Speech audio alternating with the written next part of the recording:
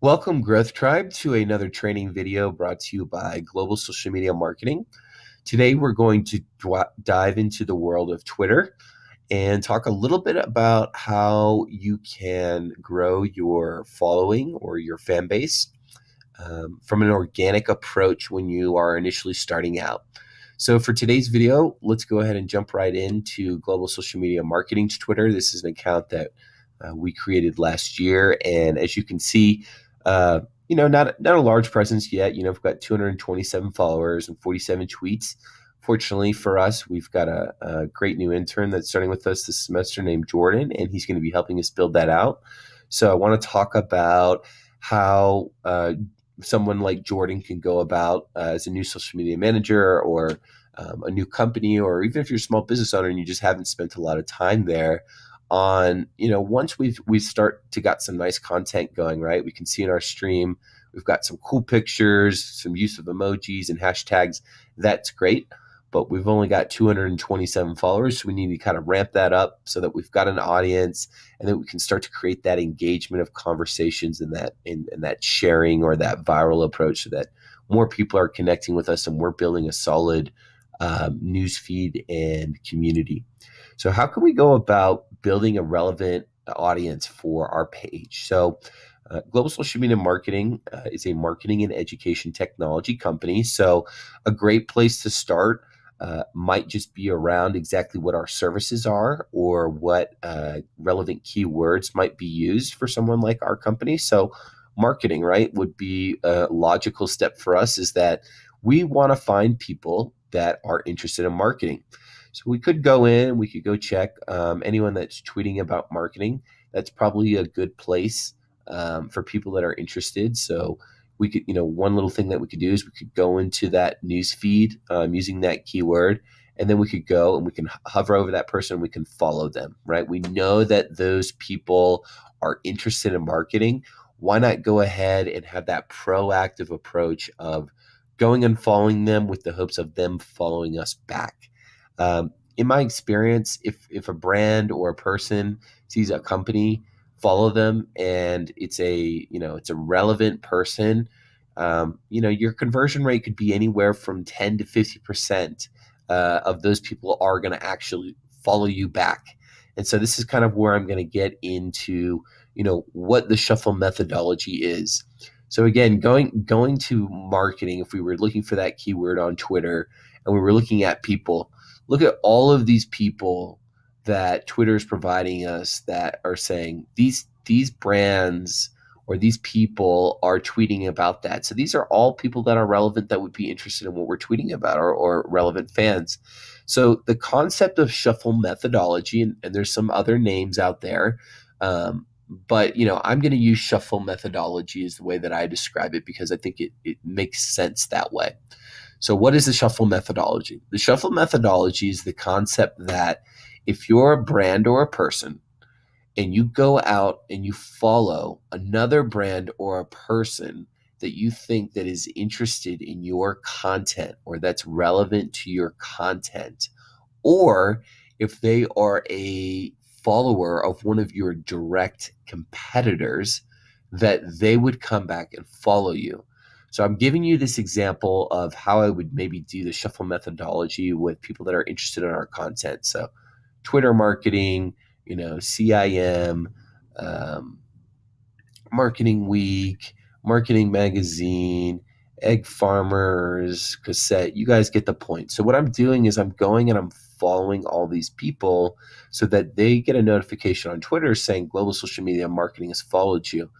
Now, they'll also get an email for that. And like I said, from there, it's figuring out, if I go and I follow someone, what's the chances of them converting? And you can kind of start with, the hashtag. I think that's a good place. But another way that you might start is you might look at other similar brands, or you might look at your competitors. So I'll give you an example. Let's say we were going to go follow one of our competitors or quote unquote similar brands.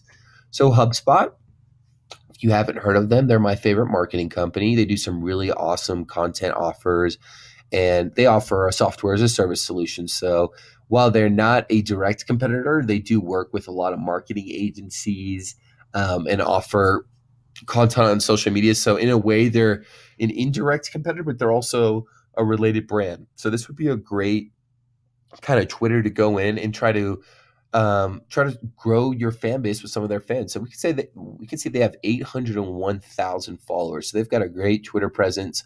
We can go into their followers. We can actually see their followers, and we can just go ahead and start following all these people.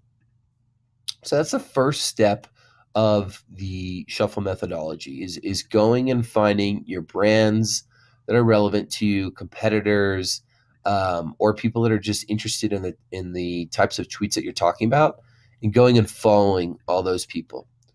After you've done that for the day, I think Twitter varies on how many people you can follow for the day. Last I checked, it was around 1,000. I like to kind of stay in that range of 500 to 1,000 a day. And you've gone and you've done that. At that point, then you need to give it a 24-hour period, and you need to wait to see when people will see that notification or get that email, check out your profile, and return the favor. So I like to go and I like to follow as many people as I can for that given day. So again, 500 to 1,000, and then give those people 24 hours to follow us back. If those people have not followed us back after 24 hours, that's when I will go and I will unfollow those people. That's where we come in with the shuffle methodology. So the shuffle, quote unquote, is the concept of I'm going to go out and I'm going to go follow a bunch of people that I think that would become our fans because they're following our competitor. Let's say we're Coke. We went and we followed all of Pepsi's fans. There's a good chance that they're going to convert and follow us back because they already like cola. And so we're another cola company. They would follow us back. And then we give them 24 hours. If they don't follow us back, then that's when we go unfollow. This is a really easy way to go about creating a fan base for your brand in an organic way, right? We know that these are potentially relevant fans and that they could be interested in our content. And we're really looking to create that one-to-one communications. As a brand, normally we never want to be following more people than are following us. I'm not going to say that you can't do that, right? Every brand has their own direction, but we can look at someone like HubSpot and look and see, wow, they're only following 45,000 people, but they have 801,000 followers. So, they've got some of those one-to-one connections probably with people that are following them, but they're not following everyone that's following them back. So I think as a brand too, that helps with the conversion, right? Let's think about it like if you're a Joe Schmo and all of a sudden Coca-Cola followed you, you probably would follow back because they're a really big brand. So kind of think about it from that approach too. And in a nutshell, that's really how we do the shuffle methodology. One way to kind of just wrap up this video, I think too, that's a good idea is you could go in to an Excel or a Google Sheets and create a document and then track to see which ones are, converting the best. So if we were doing one for GSMM Twitter and we were doing the shuffle methodology, we would probably put their username or their handle. So in our case, let's say HubSpot. And then we would go in and we would say, how many people did we follow that day? So we went and followed, let's say 500 for that day.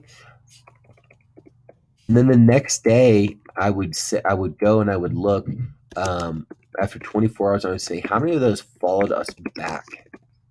So of those 500, right? Let's say we got 20 back.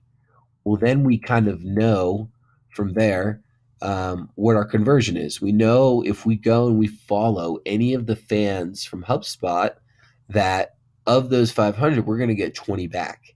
And then that's when we could kind of compare things, right? We could go and we could check out maybe some other brands, another, thought leader in social media today.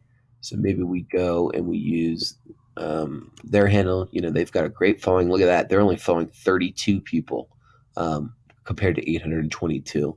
So again, kind of showing my point of, brands should be following less people that are following them. And so we might just go in and we might go do 500. And let's say, for example, after 24 hours, 40 of those people follow us. So then from there, we could kind of say, okay, look, social media today, when we go and follow, is converting better. Let's spend more time really going through those 800,000 people and focusing on this brand because it's converting more. And I think after that, you can play with a number of brands and look at conversions, and then you could try to just focus on the brands that are most relevant for you and engaging with your fan base. In a nutshell, that is the shuffle methodology. Hope you guys learned something today and you can go ahead and start building out your Twitter fan bases. Really, all you need in order to do that is a computer and a sturdy hand to make a few clicks, and just having that initial wait period after there to see if they follow you back. To kind of close the video with the unfollow section, there's a number of unfollowing tools that you can use out there. My personal favorite that I've used in the past is Manage Flitter. Go in here, and I know I have an account because it's been maybe some time, but you can go in and you can go follow that. Let's see if they'll let me sign in.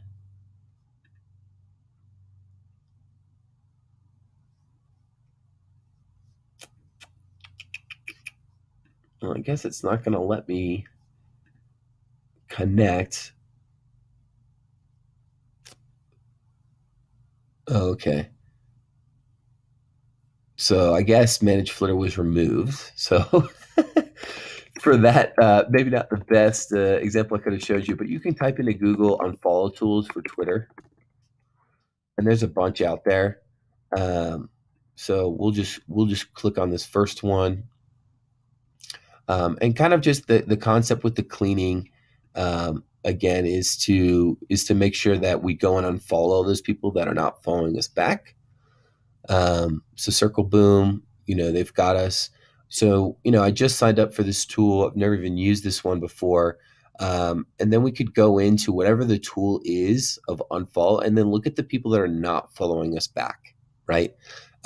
So we can see, 1,182 people are not following us. So what we would want to do there is we could go and we could click on those people with whatever our tool is, and from there we could go and we could unfollow that person, right? And then boom, that person's been removed. So again, when we go and we do that unfollowing in the last step, use any of the hundreds of unfollowing tools out there. You saw me quickly just kind of Google that. Most of these tools are free. And what we want to do is we want to go unfollow the people that are not following us back. And the reason for that, again, is the fact that we can't have that one-on-one communication. We can't, as a brand, develop that community or that relationship with that person. So ultimately, as a brand, we want to have connections with people that are following us, but we also don't want to be following people, too many people that are not following us back. And so that's why you'll see that number. And in a nutshell, that's the shuffle methodology. So to close it one more time, it's the concept of let's go follow our fans that we think that will become our fans. Let's give them 24 hours to follow us back. And then based upon who converts, we'll go and unfollow the people that don't follow us back. And you can use that shuffle methodology and grow your fan base pretty quickly without spending any money, and also developing an organic fan base that it's relevant, that's willing to engage with your content and start building those relationships.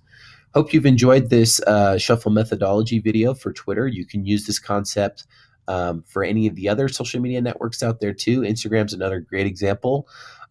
So take these concepts and apply them, guys, and good luck building your fan base. Hope you enjoyed the video. Take care.